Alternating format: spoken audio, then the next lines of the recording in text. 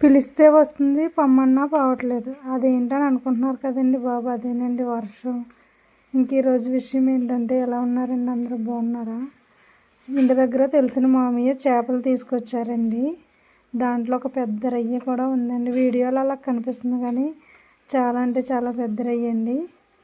ఆ రొయ్య చాలా ఉంటుందంటండి రేటు.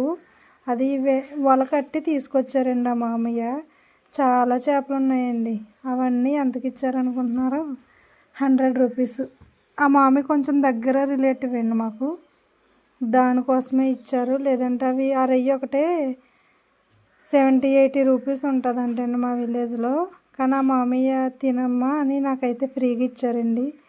నేను అడిగితేనే ఇచ్చారు ఫ్రీగా, మామూలుగా కావాలి మామయ్య అంటే ఇచ్చారు. ఇంకా అమ్మ చేపలు చేస్తుంది కదండి, అదిగోండి. వీటిని స్కిన్ తీసేస్తామండి మేము.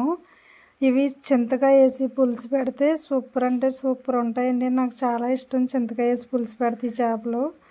వీటిని ఫ్రై కూడా చేసుకుంటారు. ఫ్రై వచ్చేసరికి స్కిన్ తీసేస్తామండి మేము. మా మా ఇంట్లో అయితే ఇలా చేస్తాం. మరి మీరు ఎలా చేస్తారు ఏంటనేది నాకైతే తెలియదు, కానీ మేము ఫ్రైకి వచ్చేసి స్కిన్ తీసేస్తాము.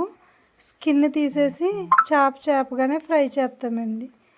నార్మల్గా అయితే వాటి పెద్ద సైజు ఉన్న చేపలు అయితే స్కిన్ తీసేసి ముక్కలు కోసి చేస్తాం. కానీ ఇవి చిన్నవి కాబట్టి, అంటే చిన్నవంటే చిన్నవి కదండి, మన అరిచేయి అంత ఉన్నాయి. చేప కింద ఫ్రై చేస్తే టేస్ట్ అయితే సూపర్ అంటే సూపర్గా ఉంటుందండి. ఈ చేపలు, రొయ్యలు, చికెన్ ఇవన్నీ వేసి నేనైతే మిక్స్డ్ బిర్యానీ చేస్తానండి. అది